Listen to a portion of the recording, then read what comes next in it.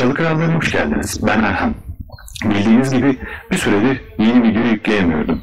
Bunun en büyük nedeni video çekimleri için almış olduğum yeni ekipmanların gelmesini bekliyor olmamdı. Ekipmanların elime ulaşmasıyla beraber tekrar video çekimlerine başladım. Bu ilk videoda sizlerle ufak bir anket yapmak istiyorum. Sizce Türkiye'deki Bushcraft camiasının en büyük problemi nedir?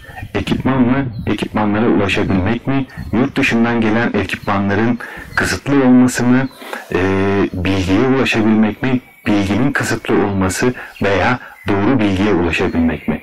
Siz ne demek istiyorsanız lütfen yorumlarınızla bizimle paylaşın. Ayrıca bu videonun altına yorum yapanlar arasında yapacağımız çekilişle görmüş olduğunuz katlanır küreği kazanana gönderiyor olacağım. Bir başka videoda görüşmek üzere.